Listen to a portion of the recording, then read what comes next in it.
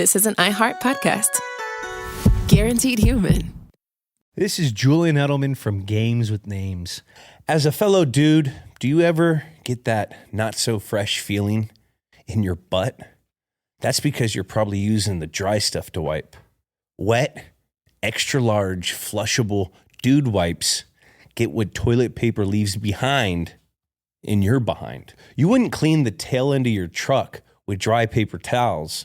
So why would you wipe with dry toilet paper? Wetter just cleans better. There are no more dingleberries, no more itch and irritation, just a deep, down the seam, confident clean. So don't fumble the ball with toilet paper. Stop being an a-hole to your b-hole. Drop the toilet paper. Available on Amazon and major retailers nationwide. Dude wipes, best clean, pants down. PCs powered by Snapdragon X Elite processors are made to go the distance. With blazing fast performance, next-level efficiency, and multi-day battery life, Snapdragon processors are built to tackle it all. From highlight reel editing to intense player research, so you can be at the top of your game wherever the day takes you. Learn more at snapdragon.com/laptops. Snapdragon, the heart of your PC. Battery life varies significantly based on device settings, usage, and other factors. Sigmund Bloom is a co-owner of FootballGuys.com who hosts the Audible podcast, and you've probably heard his voice on the couch. He was guest number 1 on Perspectives. He's a Yinzer who's now out of New Orleans, and he'll drop more life wisdom than anyone in the fantasy football space. These are his late-round perspectives.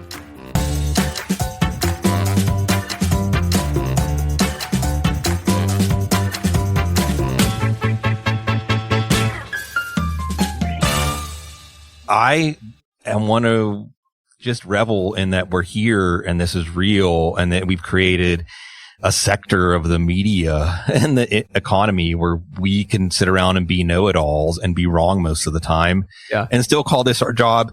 It's that Yinzer magic. That's JJ. right. That's right. And speaking of Yinzer magic, there's some good stuff going on in Pittsburgh right now. Some better football being played. I still am prepared. I think every person from Pittsburgh who may have some sort of attachment to the Steelers is prepared for a first round playoff exit still. But it's nice to see a little bit more of some positivity coming out of Acrisure.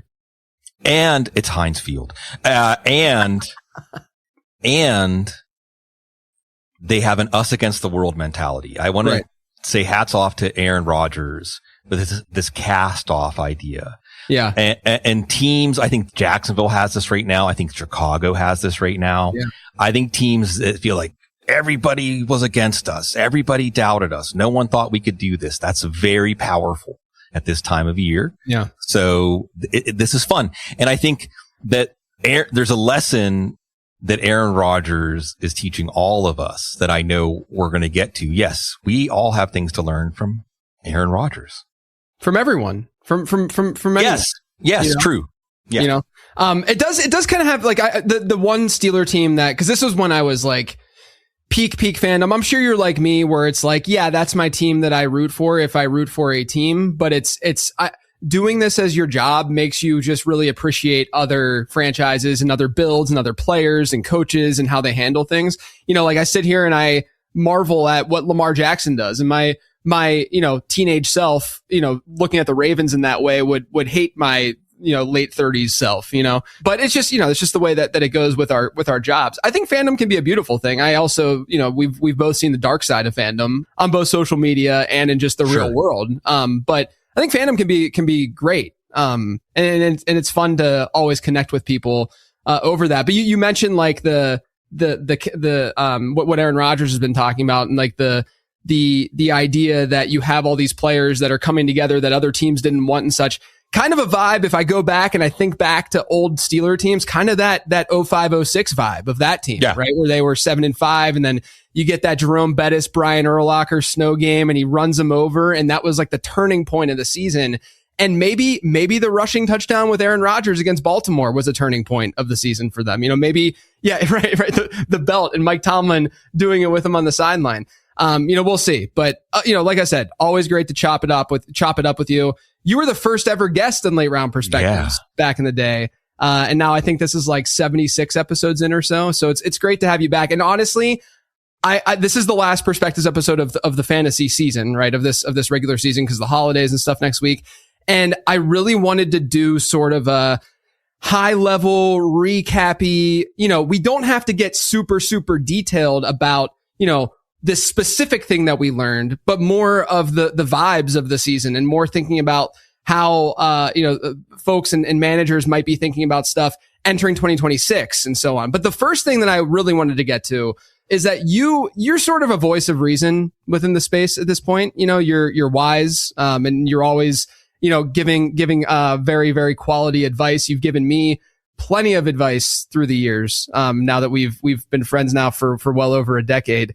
And so I want to ask you, because I think a lot of people, and I'm dealing with this right now too, right? Like I famously, a couple weeks ago, that Broncos Commanders game, when it went into overtime, I needed no RJ Harvey. And of course, RJ Harvey scores like 9 PPR points on that final drive because he scored the touchdown. And I missed out on the playoffs in this league by 8 PPR points. And it was essentially because, and so I looked at my wife who was still awake and I looked at her and I go, I need to just throw something. And I went to my kitchen and I grabbed my giant water jug and I went outside into my patio and I just tossed it and it broke everywhere. Right. And I immediately went inside and I just bought another one.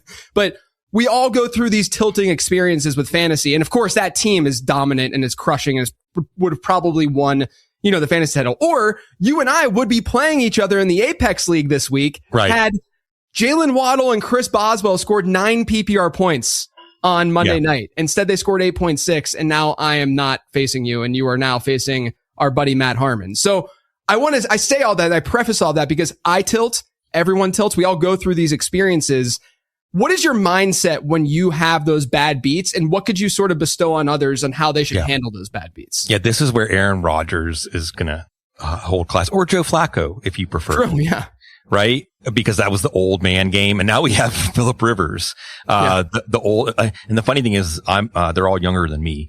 When you saw Joe Flacco after he was traded to the Bengals, a reporter asked him, like, why are you still playing?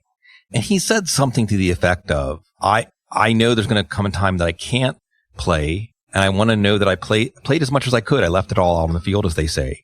And with Aaron Rodgers, I think you can see it, JJ.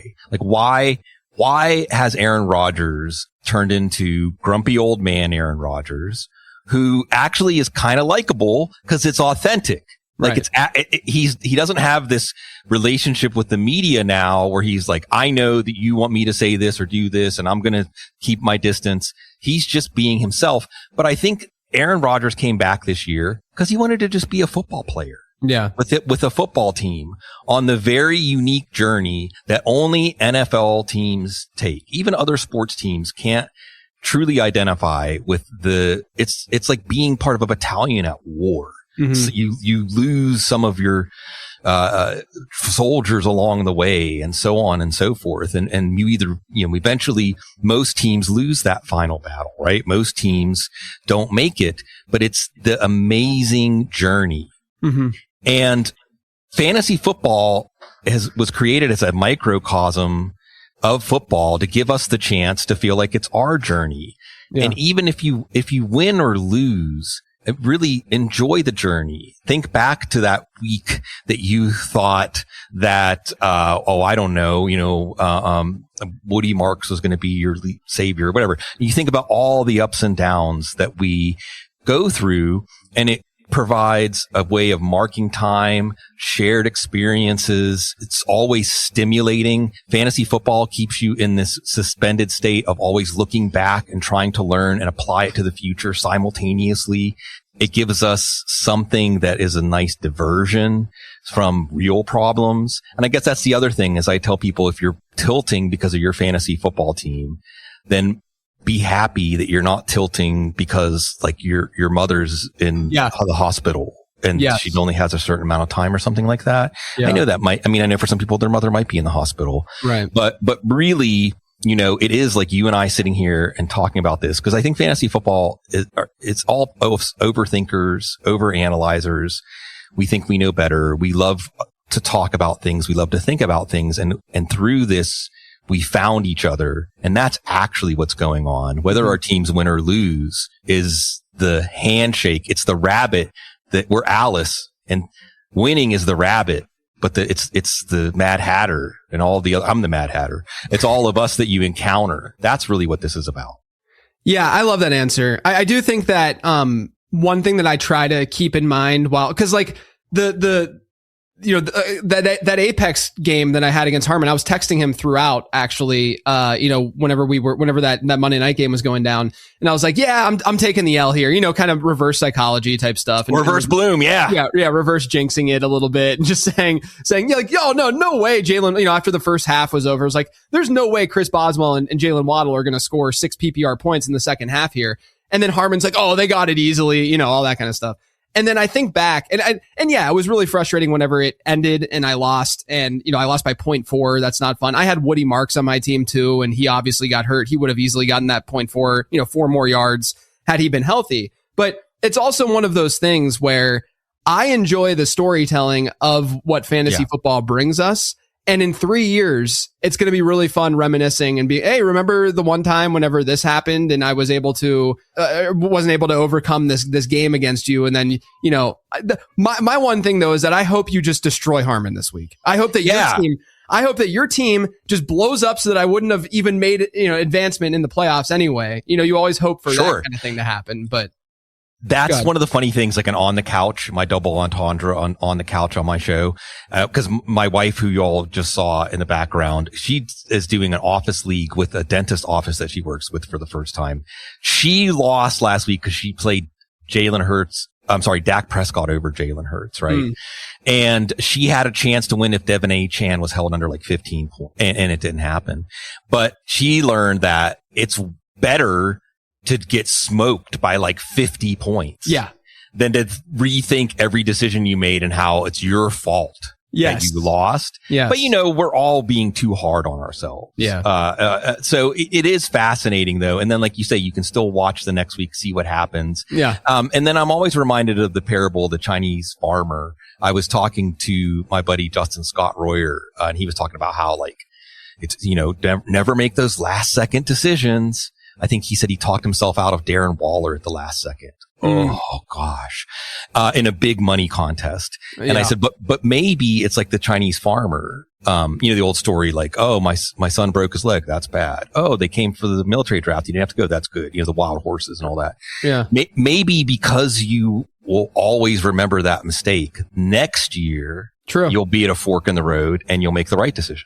That's a good point. That's a very good point. And, if you think about it, there are only the truly horrific beats, whether good or bad, are the ones that you remember 10 years later. JJ, some people lost knowing that there was a stat correction. What was it this week? Week 5 or week 6? Yeah, I think, yeah. I saw that. There was Caleb Williams. Yeah, so like a week 5 change. Yeah, There are teams, I saw someone post it, that like if that stat correction was done, they would have made the fantasy football playoffs. And chances are, I guarantee you, those teams would have had a team that would have run the table. Yeah. Yeah. That's the thing that hurts the most for me is that like that same league that I've just been cursed the last 2 years in this league, the way that I view it, right? The negative side to this is like, oh, I'm cursed. I'm just so unlucky. And then meanwhile, the best ball season's going great and all that. And I'm, you try to latch onto that, but you're human. Negativity bias definitely seeps in all the time.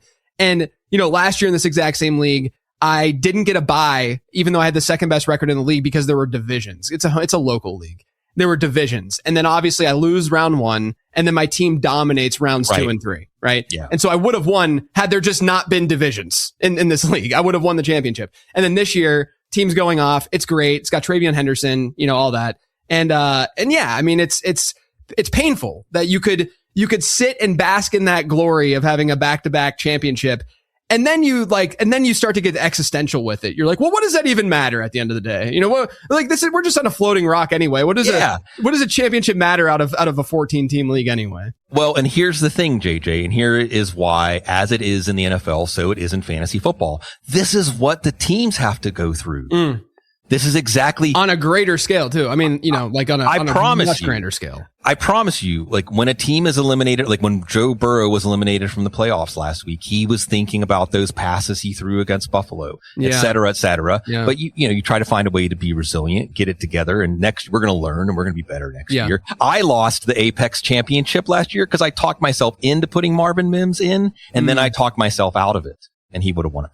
And then he went, yeah. It's tough. It's tough. But I think that it's good to talk about it because number one, when I talk about it, people are always like, oh, it's so great that someone that is, has an audience like this and you're speaking about you tilt too. Yeah, guys. I mean, to be fair, I get more upset with myself when I just give bad advice because that's my livelihood, right?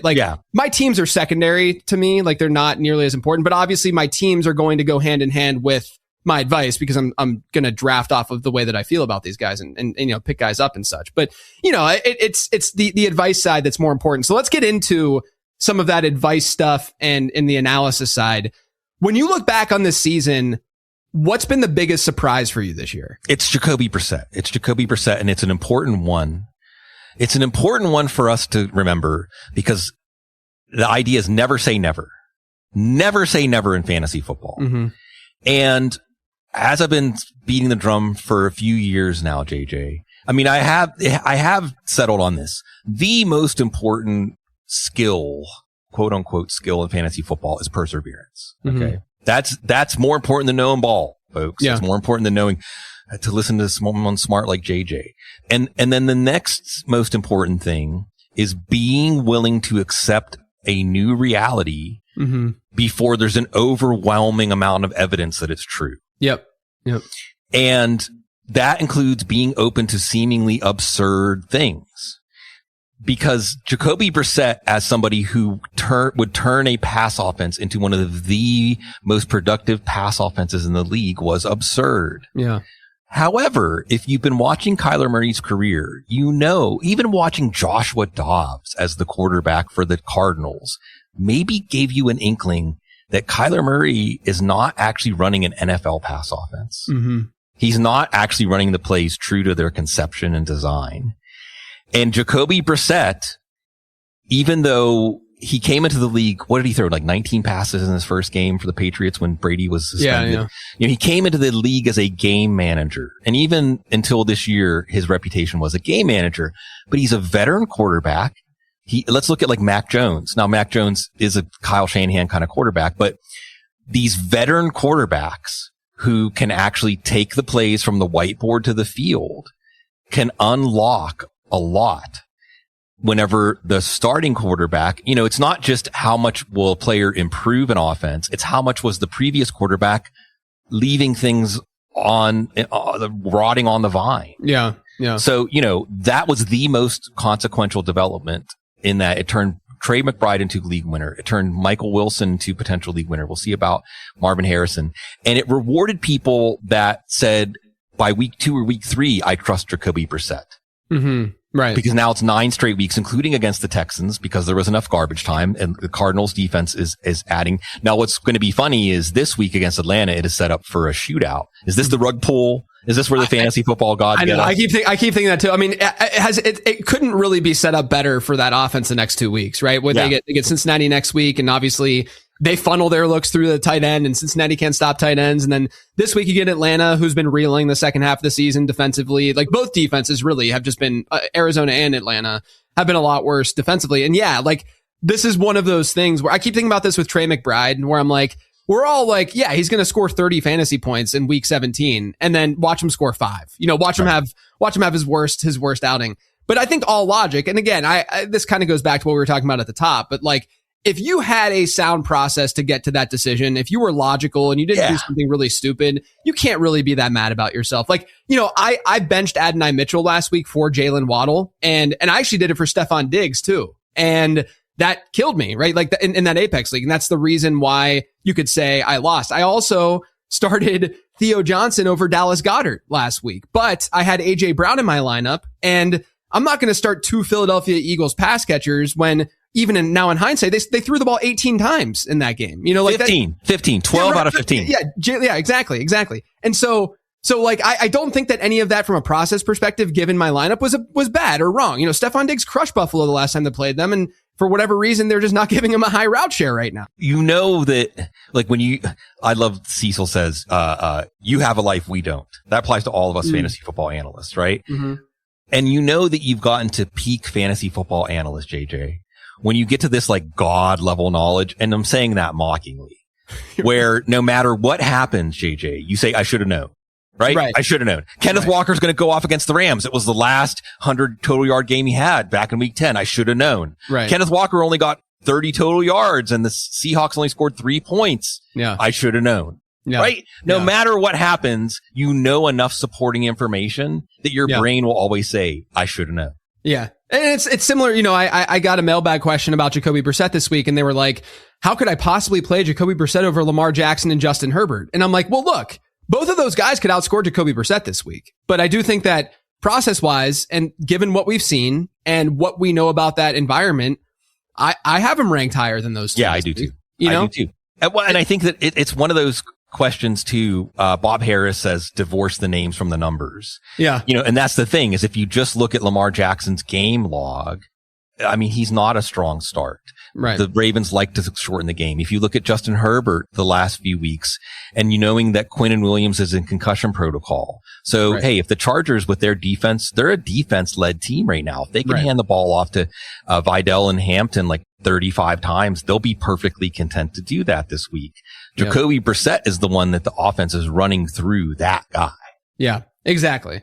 But I like the call out of Jacoby Brissett as the biggest surprise because I think that's also like just an example of a greater picture and a bigger picture of quarterback play right now in the league of, you know, I don't know what the real, maybe you have some insight on this, but I don't have a real answer as to why I don't know if there's a development problem. I thought Kirk Cousins had a really, I don't know if you saw that. Yeah, I saw that. I did. Yeah. A good answer of like how progressions have changed essentially from when he first entered the league and what it's like now. And that you have to get through, you're not necessarily, you're getting through your progressions more, like you're focused more on that at this point than you were back then where you were more so reading defenses and you were able to essentially just attack certain pockets of defenses based on what you were seeing, which is a lot easier because you're only looking at part of the field and you're only going through a couple of progressions. Whereas now, because of the way defenses are playing, you have to go through very quickly 5 players very fast. And that's where I think we see a player like a JJ McCarthy, who's very young,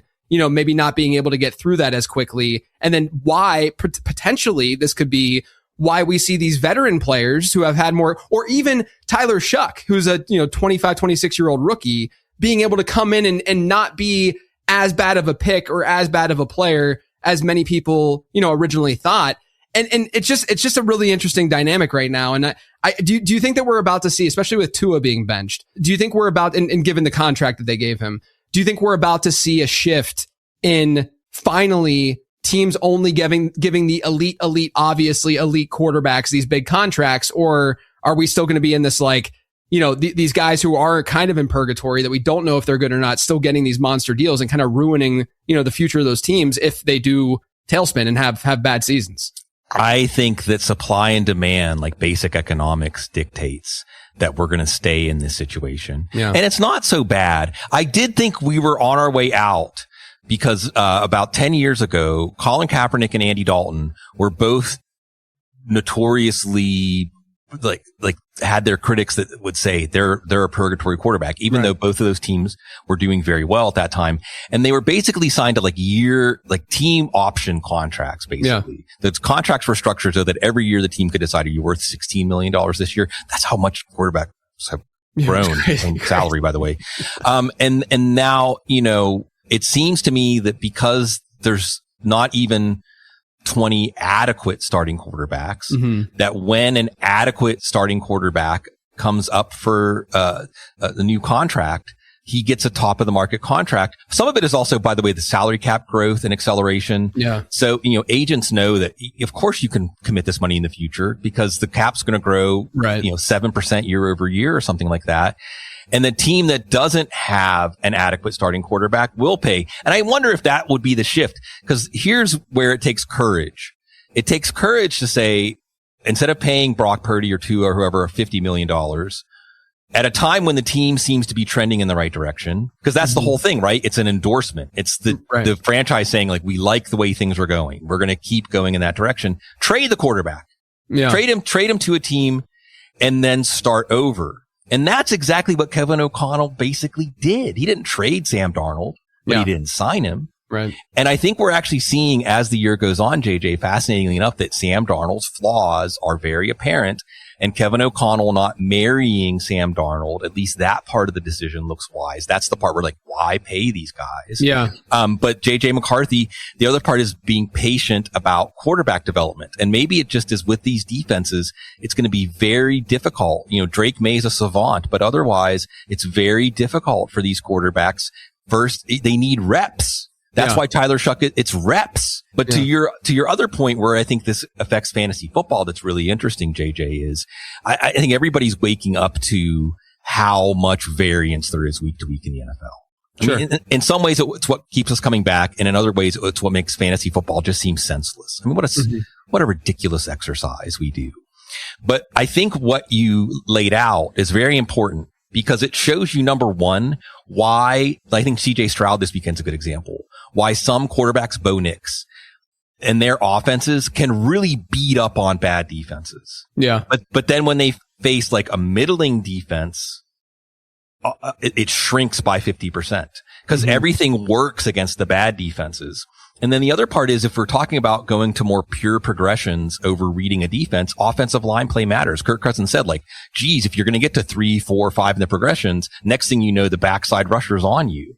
So offensive line play becomes more important. Why did Justin Herbert collapse? I was going to say, that's got to be the example this year I think a lot of people will attribute like the injury that he's dealing. It's not that. It's literally I mean, look at their splits with and without Joe Alt, right? Yeah. Like it's the line. It's the offensive line for the Chargers. So every week we learn, and you know, next year we're going to get some of this stuff right. And then we're going to get some of this stuff wrong.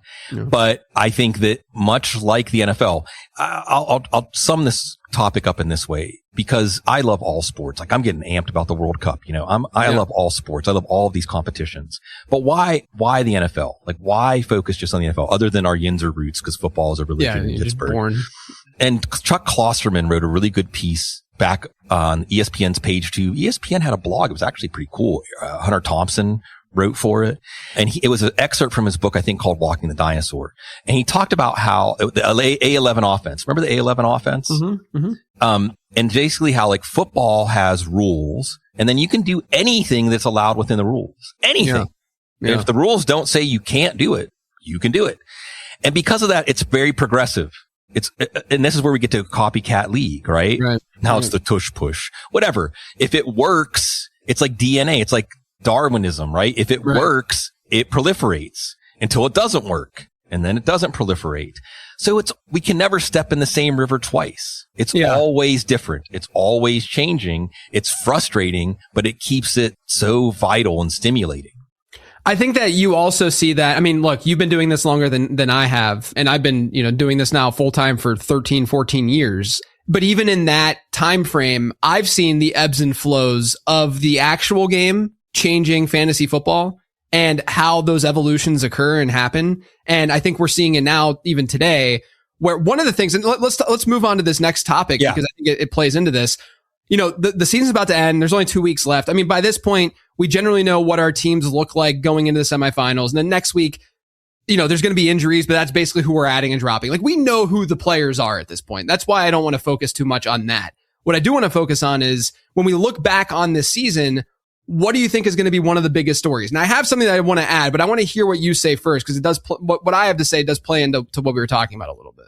This has been a very unique fantasy football season. Agreed. There has not been another season like this.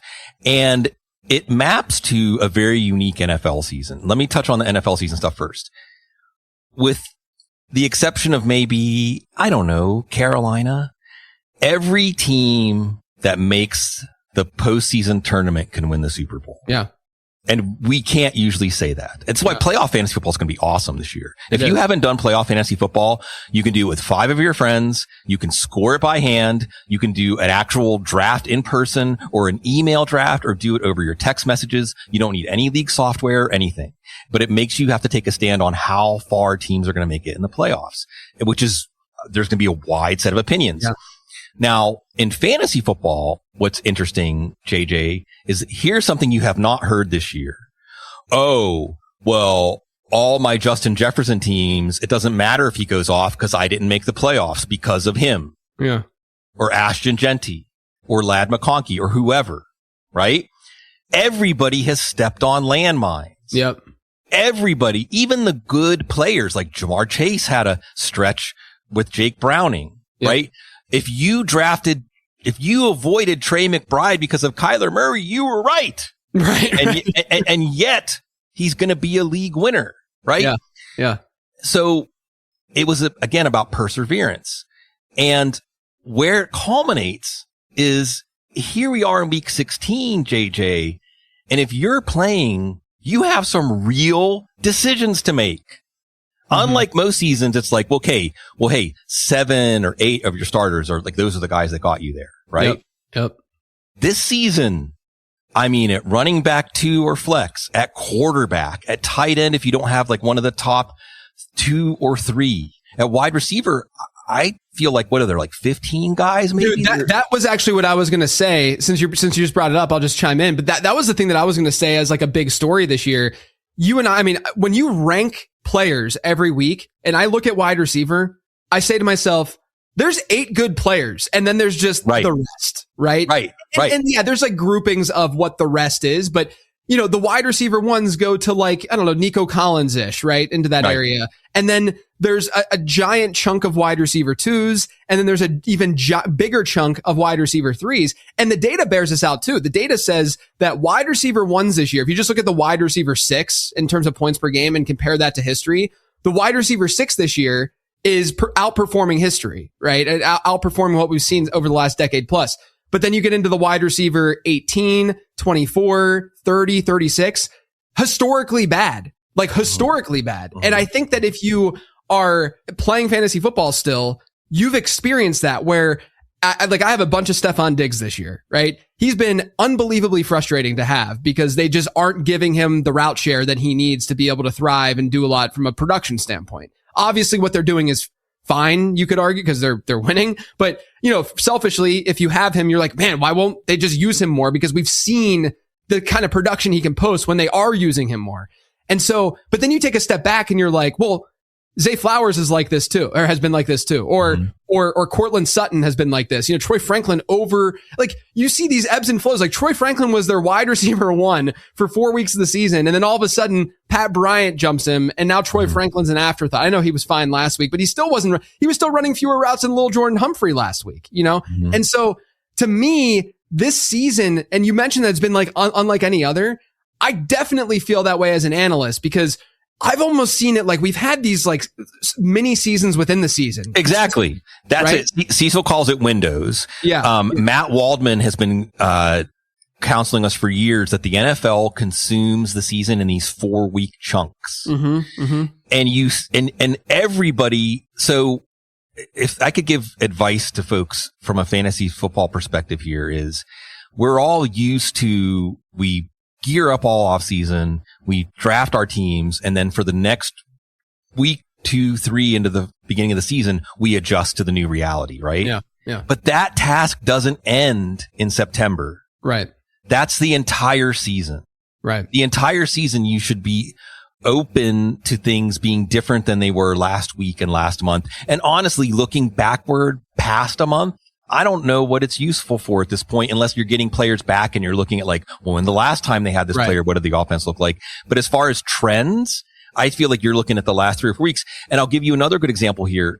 Teams with new head coaches like Jacksonville, Chicago. Yep. We heard this all preseason and offseason. It's going to be rough at first. Yes. You know, Jacksonville's blocking schemes are more complex than the offensive line have had to digest. Chicago is getting used to a coaching staff that is requiring precision from them.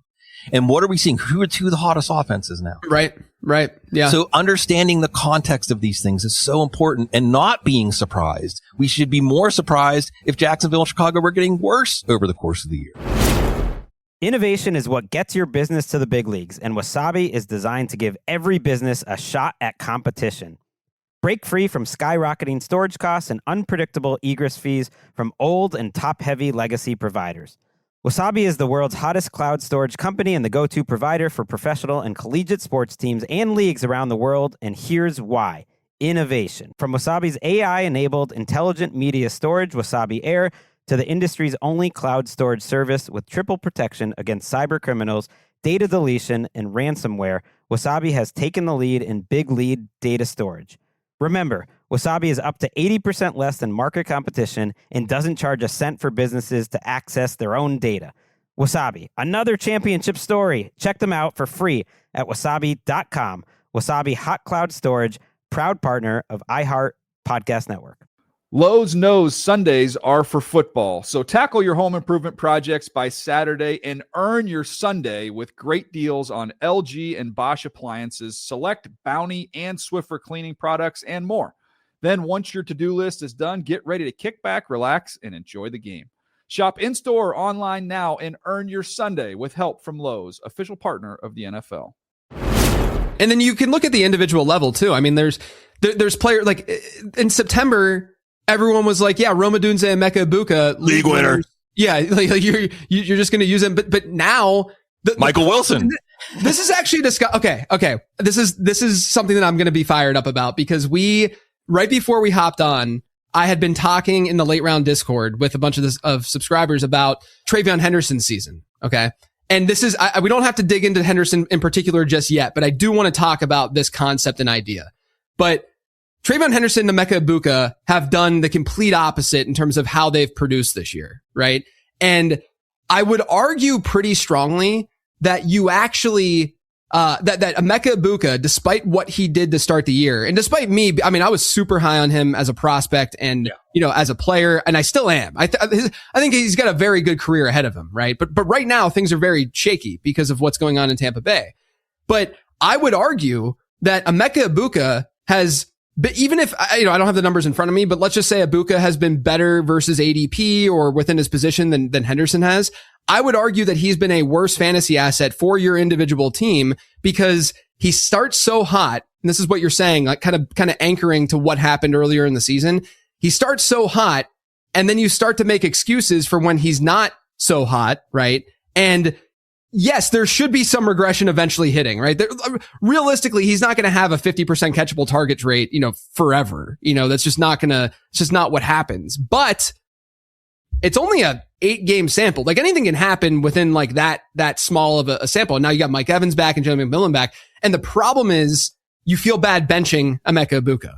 And so you're using him and you're just starting him and you're getting 9 PPR points. And you're like eventually, and you could make the argument that it's similar with Justin Jefferson right now, where the matchups are great. And you're like, I can't, and look, I have Jefferson in the semifinal this week. I'm not going to bench him because if he goes off and you bench one of the best wide receivers in the game, you got to live with that, and that's fine. If the psychological component of this game and you having to just like live with those decisions, that's fine. But with a guy like TreVeyon Henderson, he starts off so slow, even though he was so hyped. He starts off so slow, and then eventually you hit a wall and you're like, I'm not playing TreVeyon Henderson. Why would I play TreVeyon? Week 3, especially after that like Miami game and stuff, when things were just a disaster, you're like, wow, I can't just throw him out on the field because this is not an easy decision. He's clearly not there yet, right? But then he had it was nice from his perspective and from a fantasy manager's perspective, because there was a point in time that was very clear that he was going to get more work, which was the Ramondre Stevenson injury. And then since then, it's been rocket ship emojis. And since then, you've been able to enjoy, a fringe RB1, if not an RB1 in fantasy football. And so my question to you is, do you think that's the way that people should be looking at this, that it is this weekly game? But then let's specifically talk about TreVeyon Henderson. My question would be, do you think Henderson right now, we have 2 more weeks to go. So let's just assume that he's going down this, he's not going to score 30 PPR points every week. Let's just say that he averages like 16 the next 2 games, right? Do you think we're going to look back and say he was a good pick, a bad pick, or just a neutral pick? I think he was a bad pick because I want to talk about this because I think this is a really, really good and interesting discussion to have. So let's hear this. I think he was a bad pick because he was a 4th round pick, right? Yeah, around a 4th rounder. And, you did get the stretch when Stevenson was out, and hopefully you went with him last week against Buffalo. Mm-hmm. But the problem is he still was only in about 50% of the snaps last week. And Baltimore's defense looked like they were rabid against their. Here's what makes me a little bit worried about Henderson and really about New England in general this week. Yeah. I mean, if somebody came to me and said, am I crazy to put Drake May on the bench for Jacoby Brissett or Jared Goff or Trevor Lawrence? I'd say that's not crazy. Yeah. It's not crazy because now if Jacksonville beats Denver earlier in the day, some doors open for the Patriots to get the number 1 seed. But putting that aside, the Patriots know that they can lose to Baltimore and still win the division. But all they have to do is beat Miami and the Jets. They know that because they lost the tie, can you believe that because they lost to the Raiders, that actually happened? Because they lost to the Raiders, we're going to lose the tiebreaker to the Broncos. So they're in trouble. The Ravens are a cornered, wounded animal right now. And I just think, I don't know how the Patriots can bring that kind of intensity, especially after the Patriots were soaring. And I didn't expect this to happen to a Mike Vrabel team, because the Mike Vrabel Titans teams were the teams that did this to other teams. Yeah. Where they said, you let your guard down. You thought you won, but you didn't. The game's not over. Yeah. So, now could there be one well-blocked run that Travion Henderson gets a 70-yard run? And it's like Michael Wilson and his garbage time drive last week. I mean, it doesn't, right. It's fantasy football, so it's never certain. But, I think you're right. And we could talk about this for hours. We could do a whole podcast series on like psychology. Again, that's why my show is on the couch. Because already my wife is like, I'm not taking any Cowboys, because she played Dak Prescott over Jalen Hurts. She's like, I'm not taking any Cowboys next year, So you can take advantage of this if you're not consumed by it. But at the same time, I encourage everybody to play fantasy football very emotionally. Yeah. Because like your life, when you get skewed by emotion, that hurts. So get it all out in fantasy. That's a good point. So here's my argument with Travion. And I want to preface by saying that, like, yes, I really like Travion as a prospect, and I liked him as a 4th round pick this year. I think I was looking earlier whenever I was discussing things with patrons in the Discord. I had him like 40th overall or something like that in draft, or no, 34th overall, I think. So a late 3rd round, value on him in redraft. And then I went on the Fantasy Footballer Show, the biggest fantasy podcast in the world. And I said, hey, my MVP this year is going to be Travion Henderson. So I want to preface with all of that if people think that there's a bias here, because I'm not trying to approach this with bias, but I want to be transparent. My thing with Henderson is that, because like the anti-argument for Henderson for folks today on Discord was that, he didn't give you anything until like week 10 or whatever, whenever things like really started to ramp up for him, which is totally factually true. My argument against that would be, hopefully you're not just starting him no matter what, right. That's where I think, I do all of this stuff in spreadsheets, and, I'm looking at ADP expectation and how players performed against expectation. And that's generally going to get you in the right direction, but that's not everything. You got to think about how the ebbs and flows are working and what you're doing weekly in managing these teams. And, I can go back and look at my weekly rankings and see that Travion was not a top 30 running back as early as week 3, so yes, you drafted him early, but you weren't necessarily starting him as early as week 3, week 4, week 5. And so if you weren't getting that production, yes, it sucks if you draft him in round 3, round 4, and you weren't getting anything. But I also think back, Bloom, to what drafts were like this summer. And do you remember there just being such an obvious fall after that, like 2-3 turn, after like the Trey McBride, JSN, T Higgins kind of area. And after that, you were like, well, I don't really want to get Marvin Harrison. Anybody. Yeah. Right. And so I think that that's also driving up and like shifting the narrative maybe a little bit with a guy like Henderson, was that part of, yes, he got steamed, he got hyped, and the preseason certainly didn't help with that. And it annoys me sometimes that I get placed in this bucket of like, you just fell for the hype. I'm like, no, I really liked him as a prospect. Like, I just liked him as a player. It wasn't because I saw what he did on a kick return, and that's why I boosted him up. But when I go back and look, I think the only guy that you like, it was Kyron and James Cook in that area that hopefully you were able to get them ahead of Travion. I had Travion, I think, ahead of James Cook, which was a mistake, but there was landmine after landmine. I mean, Alvin Kamara, right? Right. Alvin Kamara, Breece Hall. Oh gosh. Yeah. There's just a lot of, and then the wide receivers too, Marvin Harrison Jr., DK Metcalf. Like, there were players in there that you didn't feel that great about. And that's why I think, looking back, because right now I plugged it in yesterday, Travion Henderson. So I look at ADP expectations. So I just plug in their ADP, and then I look at history, and I have these curves that tell me essentially what was expected by that player in points per game at that particular ADP. because a lot of people look at, Henderson, like I even tweeted about a poll before we started the show that said, was TreVeyon Henderson a good pick, a bad pick, or a neutral pick, right?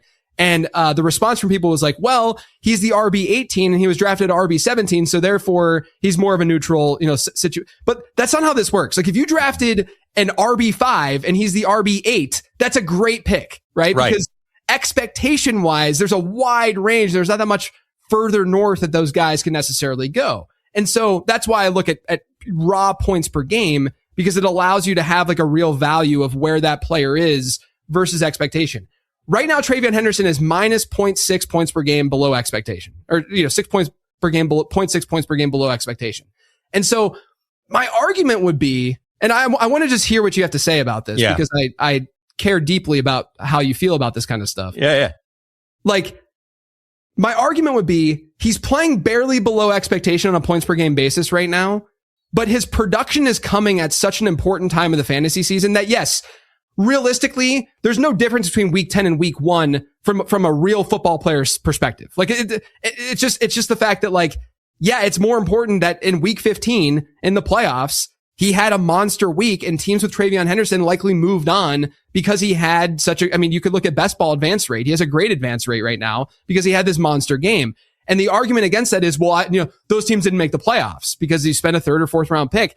But I think this year, the players around him, the opportunity cost wasn't that significant. Yeah. And then on top of that, guys, 50% of your league generally will make the playoffs. There's a 50-50 proposition that you would, all things being equal, that you're going to make the playoffs. To assume that one player in the 3rd or 4th round is the sole reason that you're on the wrong side of that 50-50, there's other things going on with your team that allowed that to happen. So that's why I would say right now I'm more neutral, right? That's how I would answer that poll. But I think it'll depend on the next 2 weeks. Like if he, like you said, I'm worried, like I'm starting Jacoby Brissett over Drake May in a playoff matchup this week. Cause I too am a little bit concerned about what that Baltimore defense could just flip the switch and do what they did. Last week they looked really good, but yeah, like what if this New England offense just isn't able to move the ball as well? But if he does score 15 to 20 PPR points in the next 2 weeks, I think I might say, even though he was so bad to start the year, right? Because you're managing it weekly, we might say he was an okay pick. He's not a league winner. He's not great, nothing like that. But I think he was at least an okay pick. Well, and to your point, I think an interesting version of the question you asked, and it's so great that you have your community to find out and find out like what's really going on the streets, Yeah, right. It's like, this question is only for people that took TreVeyon Henderson this year. Are you more or less likely to take him next year? Let's say next year he's a 3rd round pick. Yeah. And I would guess a lot of people say, yeah, I want TreVeyon Henderson, because when I'm reflecting on all this, JJ, the reason people were in on TreVeyon Henderson was that every report said the Patriots are so excited about him. And they said they were working on getting him involved as a receiver. Mm-hmm. I had him projected for like Austin Eckler's 2nd season. Right. Like 70, 80 catches with some explosive plays, maybe only 100 carries. Yeah. And that never materialized. So arguably, we haven't even seen what TreVeyon Henderson was supposed to be, why he was going in the 4th round. Yeah. And if we do see that next year, wheels up. Yeah, rocket ship. Yeah, it's going to be insane. But also a big discussion point with all of this is just rookies in general. Yeah. This rookie class has been so interesting to me. It's been so bizarre in some ways because all of my research says that, and it's logical too. I always like to match what data is saying with what the natural human brain would say about something, right? Like just what's rational. And rookies perform way better the second half of the season than the first, generally speaking, like overall trend wise, which of course it makes sense. They're getting more reps. They're getting used to the game. They're getting more, they're getting used more, on a football field. And so, but the thing is that can you think of any rookie right now that like every year we have at least like 2 or 3 that seem to be surging at the end of the season? And is TreVeyon the only one that's really truly, maybe RJ Harvey, maybe like Harold Fannin. Yeah, right. Oh, Harold has Holston Loveland. Yeah. But again, like Loveland and Burden, for instance, because Burden's playing really well too. but both of them are more of the oh, we're getting excited for 2026 type of players, right? Because the route shares are not like extreme, or they're not and so the production's not necessarily there yet. Hopefully it will be, because it's been great watching them. But do you think that this is going to like shift the way that people look at rookies in the future? Do you think this is a blip? Do you think this is a weird year, for rookies? Like, how are you just viewing this class in general? The weird year part of it, JJ, is that it was actually a very impactful season for rookies. If anything, you should look back at this season and say, I should be more willing to take chances on rookies in my fantasy draft. I love this answer. Yeah, keep talking. Because first of all, the point you were making earlier, Emeka Egbuka was an 8th, 9th round pick who we could start comfortably and help us win for like 5 or 6 weeks out of the season. That's a win. Right. Tyler Warren was tight end 11, 12, whatever. He was tight end 5, top 5 tight end for a long stretch of the season before Daniel Jones got hurt, right? Yeah. The 2 biggest impact rookies were Omarion Hampton and Cam Scadaboo. And they promptly went down with ankle injuries as soon as they looked like league winners. Yeah. How different is the conversation if those guys don't get hurt? Preach. Travis Hunter was going to break out. Yep. And he hurt himself in practice. Yep. What if a healthy Travis Hunter was part of Trevor Lawrence now feeling his confidence in this offense? This is going to make, by the way, the Travis Hunter talk is going to make me want to throw this jug on my so. Yeah. But yeah, no, that's a great point. Like, part of the problem in the way that we create these narratives is that we're doing it based off of, especially with rookies, we're doing it based off of a handful of guys. Like, people are looking at the top 5 running backs that were drafted this year. What it would be Ashton Genty, who, yes, has been a disappointment. Right. I don't even think it's been a disappointment of him as a player. It's just obviously the environment is just crushing him. Trayvon Henderson, RJ Harvey, Caleb Johnson was another, and Omarion Hampton, I think those are the top 5. Yeah. And there's a story behind all of them that as to why things went the way that it did. But collectively, they've been disappointments because of injury, because of the way coaching staffs have handled their usage, and because of the offensive environments, or because they, muffed a kickoff early in the season and they didn't see the field again after, that muffed kickoff, and Kenneth Gainwell became the RB1 for their team. Well, and Hampton, I want to touch on Hampton and Henderson really quickly. Yeah. And I don't even know, JJ, I don't know what I learned. I don't know if I learned anything. Right. Because if you said Omarion Hampton, because of the kind of coach Jim Harbaugh is, because of the kind of coach that Greg Roman is, because Najee Harris, as much as we don't like how he doesn't add value to his touches, coaches love running backs like Najee Harris. Sure. And when the Chargers coaching staff sees Harris and Hampton side by side, they're going to end up favoring Harris this year. That was right. That was right. If Najee Harris doesn't get hurt, Omarion Hampton is we're looking at him kind of like Caleb Johnson, not as severe. Sure. But if you go back and look at Omarion Hampton's carries when he was sharing with Najee Harris, when he was sharing at the beginning of the season, he did not look good. He didn't. And then as soon as he knew he was the guy, some sort of switch flipped. Likewise with Travion Henderson. Right? Are they going to play Terrell Jennings ahead of him? Right. But as soon as he knew it was his job, a switch flipped. Yeah. So I don't know what to take out of that, except that keep taking chances on rookies. And I also think when we have these discussions, we forget about guys who have been pretty great values, like Woody Marks, like Kyle Monungai, players who have been totally fine. And what's funny though, Corey Krosky-Merritt. Yeah, Krosky-Merritt had his moments, and hopefully pre his steam, whenever they traded Brian Robinson and stuff, you were able to draft him. But yeah, I mean, like, I think that the overall, I know the overall sentiment is that rookies we should avoid, we shouldn't, pay them any mind and forget about them. I did do a study. It was actually episode 1000 of the Late Round Podcast. And I did a study where I looked at whether or not rookies were becoming bad bets in redraft leagues, because obviously people are getting more and more and understanding more and more that rookies can be valuable in redraft. And for years, they were some of the best values that we could possibly find in our redraft leagues. And what I found is that from a trend perspective, yes, people were drafting rookies earlier and earlier. Like if you just look at the market trends, the ADP trends, but wide receivers were still far outpacing ADP expectation. Like rookie wide receivers as a whole have been the best like age bets that you can make in a redraft league, just given where they generally go. Running back has become more of a neutral kind of rookie running backs have become a little bit more neutral, but still more favorable. But you could look at like second year running backs are better bets and some other ages and stuff like that.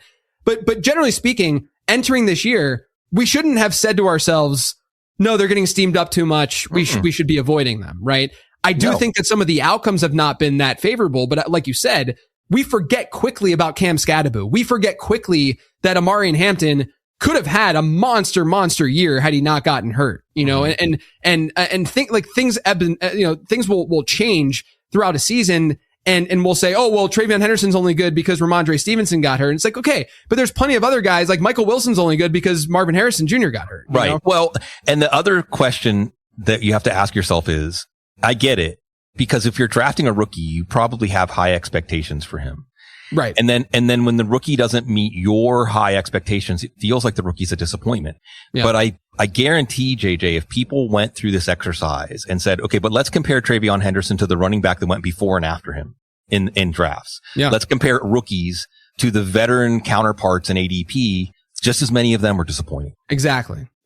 And that's what I think you have to do, because you have not to say that you're doing some sort of like hindsight BS, but you're not, because you made that decision about Travion Henderson with the other players in mind. Like that was the actual opportunity cost that you were taking on when you took Travion Henderson.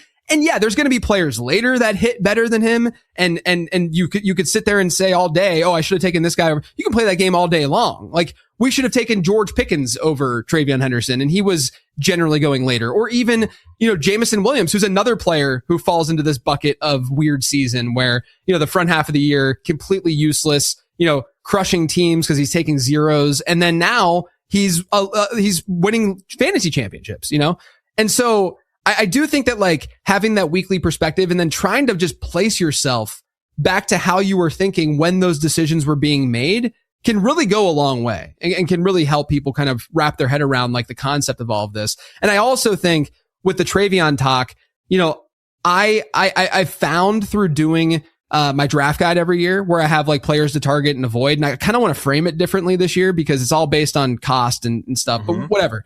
I've found that the way people react to that is that they get so comfortable with floor and they get worried about the high variance stuff. An example of that, two of the players in my avoid section this year were Cortland Sutton and Zay Flowers. Okay.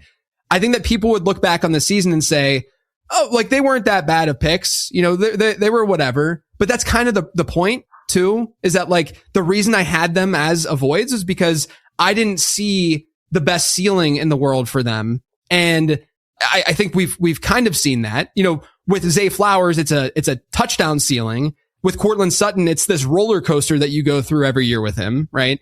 But again, they get the production at the end of the year and it's fine enough and people can live with that because they like to feel that comfortability. But in my opinion, fantasy football is won with the big league winners, the outliers, the guys who are giving you those 30-point performances as opposed to the very stable players who you think, or at least the players who you think are stable when they're actually not nearly as stable as you generally think. And those players, you mentioned Flowers and Sutton. I mean, at least with Sutton, I do think the Broncos finally figured out he's their number one receiver. Yeah, right. And he should get 10 targets. To be clear, I'm not taking a W or an L with those guys. No. I'm just using them as examples. Yeah. But the problem with the variance guys from week to week is it can tie your brain in knots trying to figure out, is there a pattern? Is there some sort of tell or skeleton key? But it's fun. In some ways, it's just a microcosm of life where I'm 50, JJ. I like saying that. I love saying I'm 50, but the closest approximation I can give people to like what at 50 years old, what do I think the meaning of life is? It's to make some choices, see how they turn out, see if you learn something and make some more choices. Isn't that fantasy football? Innovation is what gets your business to the big leagues, and Wasabi is designed to give every business a shot at competition. Break free from skyrocketing storage costs and unpredictable egress fees from old and top-heavy legacy providers. Wasabi is the world's hottest cloud storage company and the go-to provider for professional and collegiate sports teams and leagues around the world, and here's why. Innovation. From Wasabi's AI-enabled intelligent media storage, Wasabi Air, to the industry's only cloud storage service with triple protection against cyber criminals, data deletion, and ransomware, Wasabi has taken the lead in big lead data storage. Remember, Wasabi is up to 80% less than market competition and doesn't charge a cent for businesses to access their own data. Wasabi, another championship story. Check them out for free at wasabi.com. Wasabi Hot Cloud Storage, proud partner of iHeart Podcast Network. Lowe's knows Sundays are for football, so tackle your home improvement projects by Saturday and earn your Sunday with great deals on LG and Bosch appliances, select Bounty and Swiffer cleaning products, and more. Then once your to-do list is done, get ready to kick back, relax, and enjoy the game. Shop in-store or online now and earn your Sunday with help from Lowe's, official partner of the NFL. Since we're talking about rookies, do you have any 2026 guys? Yes. I want to hear about some of your Yes. favorite 2026 Yes. rookies. They could be flying under the radar. Yes, and by the way, just to your point, since I know there was a question we were possibly going to talk about, like what were like the lessons learned. Yes, I think that the experience of fantasy football this year was so varied and so chaotic that there are no lessons learned. Everyone's lessons learned are going to be different, which is great because it means everyone's going to like author their own team and go through their draft their own way instead of finding these structural, this is a good year to take this position later because everyone's overreacting to something that happened last year. Everybody had their own individual journey this year. Rookies for next year, second year players. Cam Ward's really interesting. Okay. He's played a lot better than his stats. Yeah, last couple of weeks, the stats have caught up a little bit the last couple of weeks, but everybody, there are some players that were traded away from the Titans, and there are other players talking, player analysts, and they're all saying like Cam Ward looks like he's going to be a player. Mm-hmm. At running back, I just say just put a pin in Jordan James because we have seen that this running back class, the hype was actually real. Like agreed. They're Ja'Cory Krosky-Merritt, hopefully next year Brashard Smith, that's another one. Kyle Monangai, like when we saw running backs fall, even Devin Neal, we saw running backs fall to the second half of the second day. And we said, based on what we watched or based on something like your wonderful model, these guys are good NFL prospects. And there they are in the 6th or 7th round.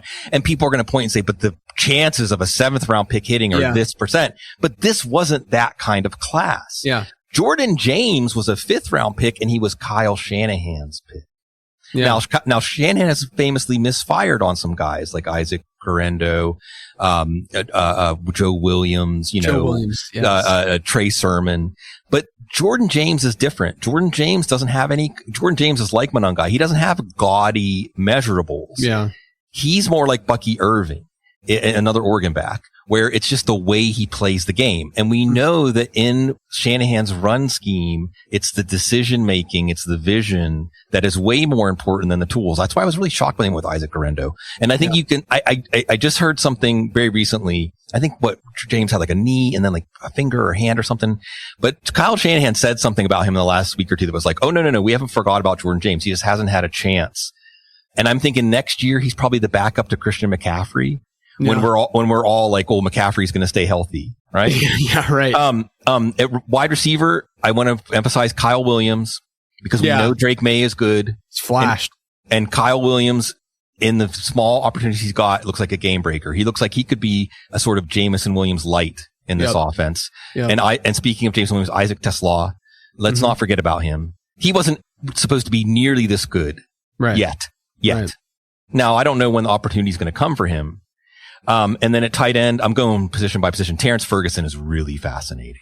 Yeah, we're recording this before Thursday Night Football, but I'm very interested to see how, and this will release after Thursday Night Football, so you guys will already have this answer. But I'm very interested to see how they deploy Ferguson in particular with Devontae Adams out, because if there's a 1-to-1, Colby Parkinson's a fine play in my opinion, but like if there's a 1-to-1 of what Devontae Adams brings to the table in that offense, it's Terrence Ferguson. Like that's like he's built like that, and he's the prototypical Darren Waller type pass catching tight end. You know, that can make those crazy plays. I love that call. The model really like Terrence Ferguson too. And I'll add a couple more things to Terrence Ferguson. Okay. Number one, and I didn't even know this until I was joking, but sure enough, like 4 years ago, Sean McVay actually did say, like, I really like Arthur Smith. I really like what Arthur Smith's doing. I'm watching what Arthur Smith's doing and I'm learning from it. Because now all of a sudden, what is Sean McVay enamored with? 3 tight ends. Yeah, these heavy sets. Yeah. And the other thing here is that after they traded down, they were trying to trade up. Some people think it's Colston Love and some people think it's Terrell McMillan. They were trying to trade up with the Panthers. And then when they were unsuccessful, they traded down. And James Gladstone, who's now the GM for the Jags, there's a really cool piece on The Athletic where Mike Silver was given just complete access to the Jags draft room. Like he was allowed to just report everything. You know, he gave you like a fly on the wall perspective. And Gladstone comes out of the Rams organization. And when the Rams were on the clock, he asked Gladstone, like, who are the Rams going to take here? He said, Terrence Ferguson.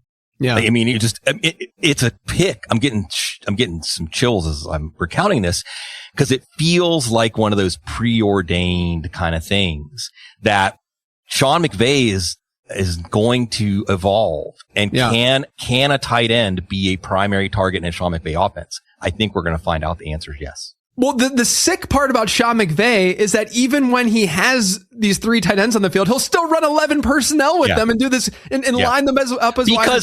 But you know why? You know why? Because he learned when he lost the Super Bowl to Bill Belichick.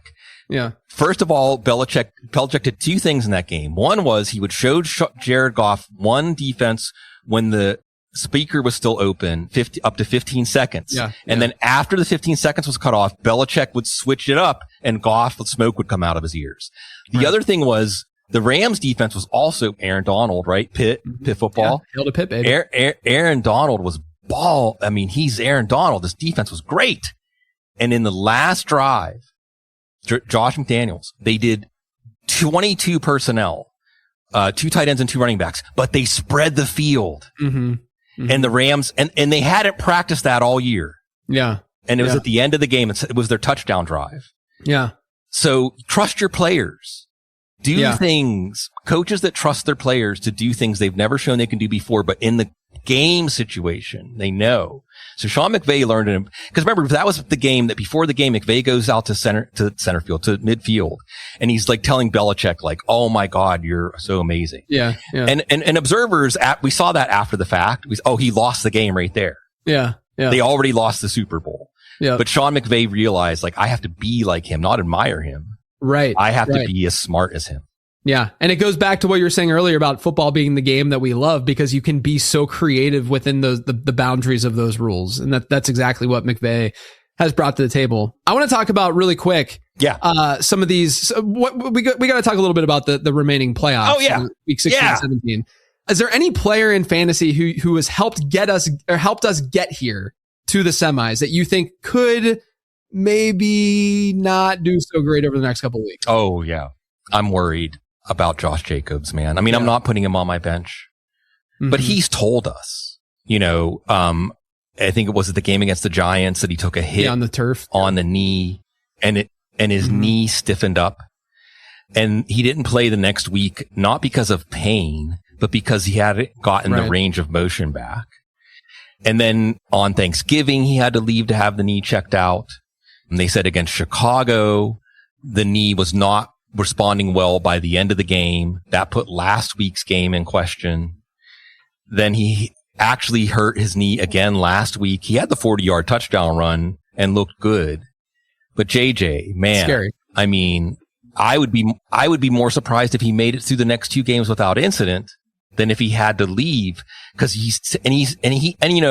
kudos to Josh Jacobs. Like, may we all have the indefatigable spirit of Josh Jacobs, because he said something. I don't remember exactly how he put it, JJ, but he said it hurts more to watch a game from the sidelines than it does to play hurt, right?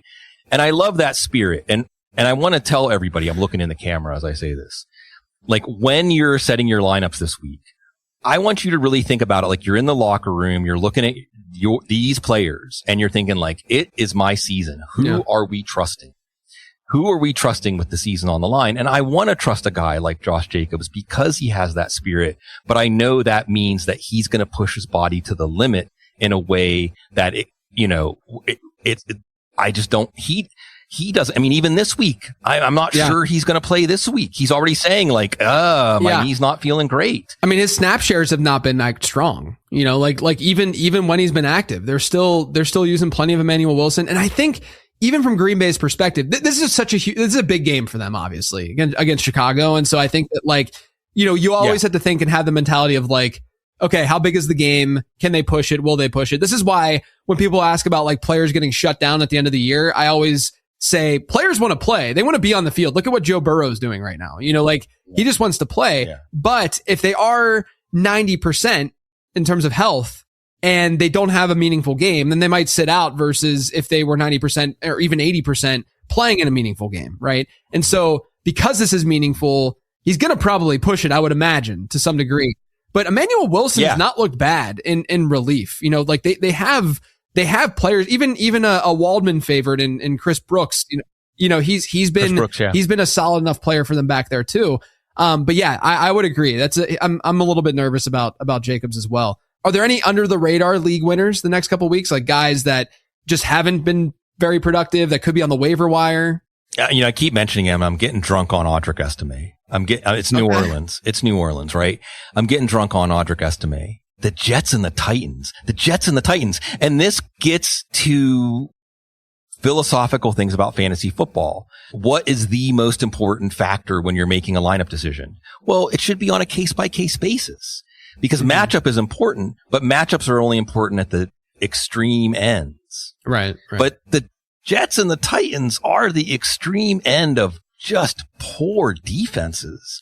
And the Saints, they don't care. Normally at this time of year, when teams are 4-10, we're like, well, they're just mailing it in. No. They're building something here.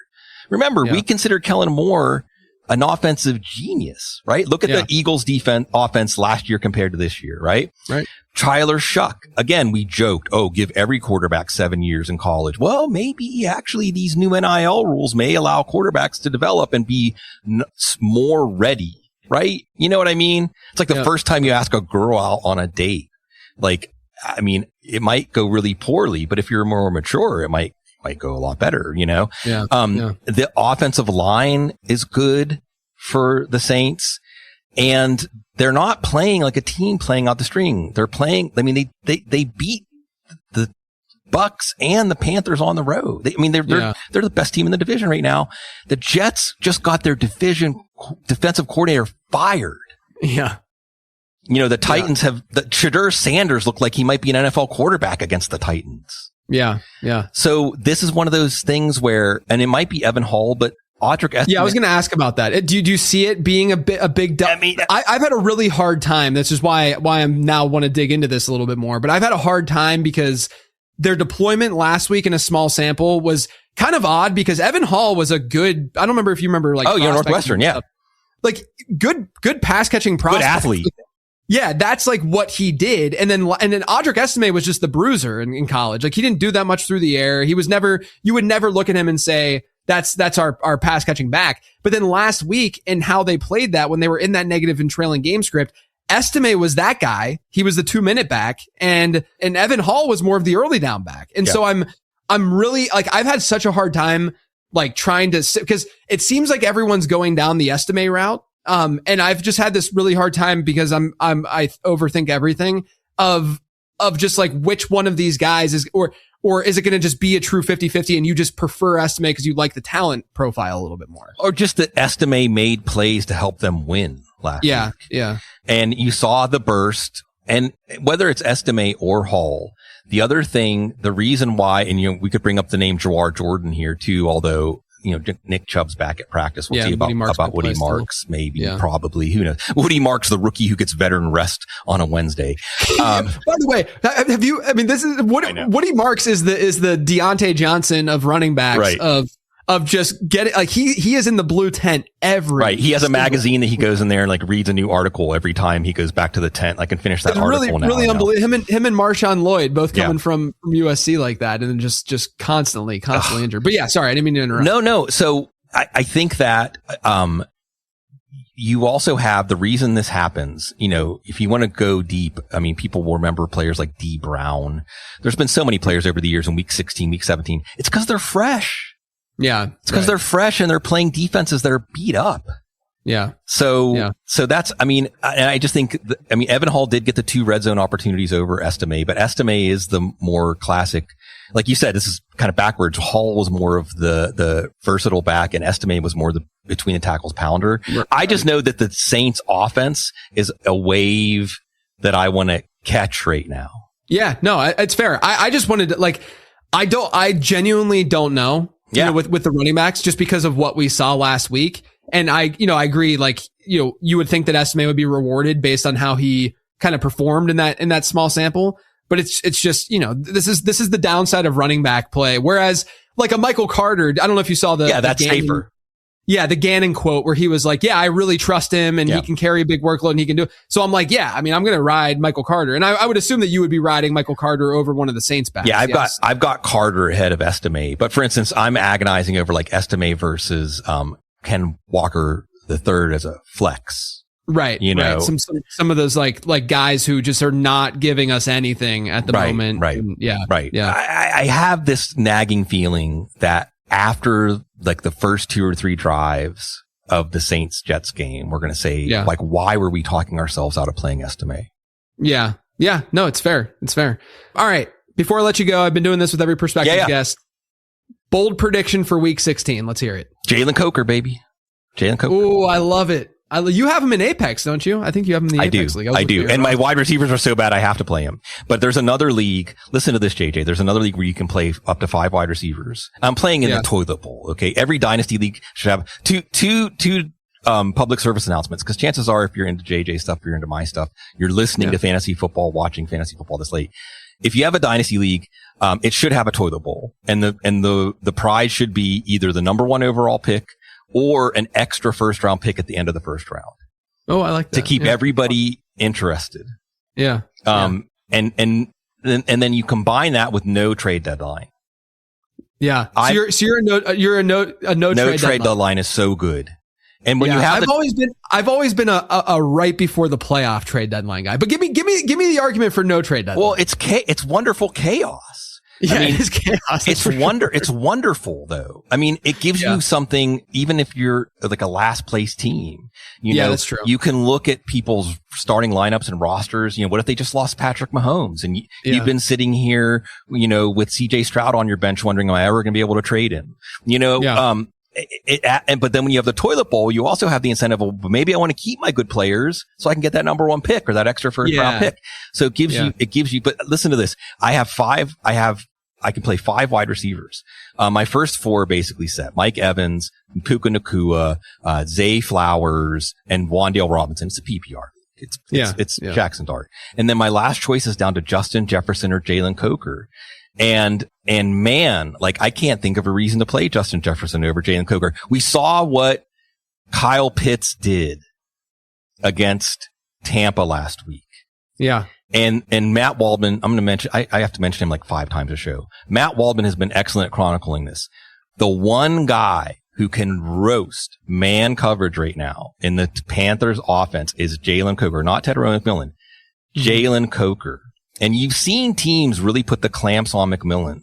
And you've seen Coker come through now 2 games in a row with massive plays. I mean, just Bryce Young knows if I trust that guy, good things happen. If this turns into a shootout, Jalen Coker could be the key to winning this week. I love it. I mean, he was a sleeper on my sleeper show this week. He was an ad on the 15 transaction show. I'm starting him in over. I mean, mine's a little bit easier. I'm starting him over Stephon Diggs just because Diggs is just not running at all right now. But yeah, man, that's a very good call. I've got a best ball team that desperately needs that game to shoot out desperately. Cause it's got Bryce Young at quarterback. Actually has Tedero McMillan as a wideout and then a Bucky Irving bring back. But I would love for that game to shoot out in some way. It would be great.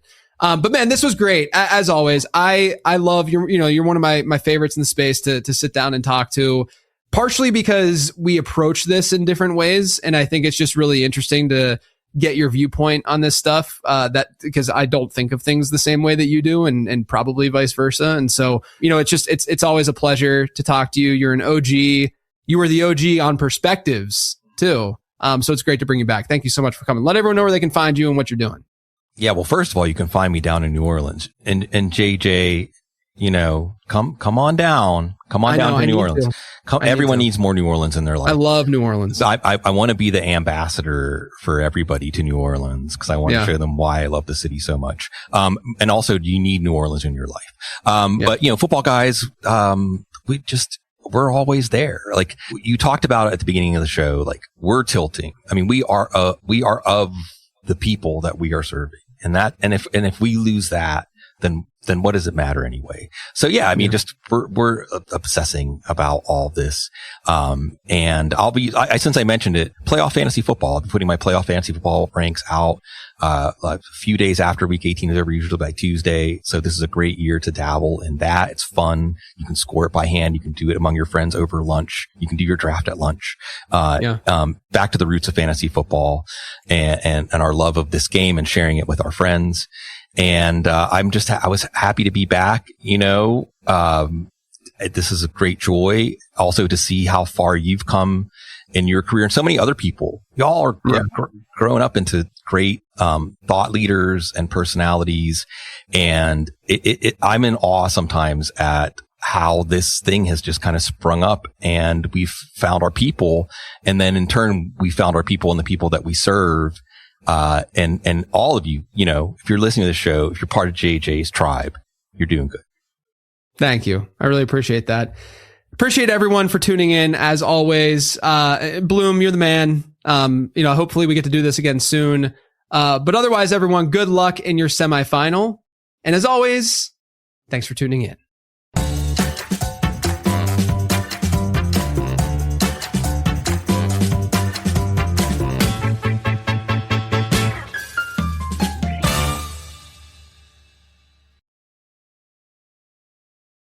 Nationwide is so much more than a great insurance company. They're one of America's largest financial services companies. Like how I'm more than Saquon Barkley, the NFL's reigning leading rusher. I'm also the NFL's leading husher. Shh, hush up back there. Wow, I might have just set the hushing record. Well, almost. For your insurance and financial needs, Nationwide is on your side. Nationwide Investment Services Corporation, member FINRA, Columbus, Ohio. PCs powered by Snapdragon X Elite processors are made to go the distance. With blazing fast performance, next-level efficiency, and multi-day battery life, Snapdragon processors are built to tackle it all. From highlight reel editing to intense player research, so you can be at the top of your game wherever the day takes you. Learn more at snapdragon.com/laptops. Snapdragon, the heart of your PC. Battery life varies significantly based on device settings, usage, and other factors. This is an iHeart podcast. Guaranteed Human.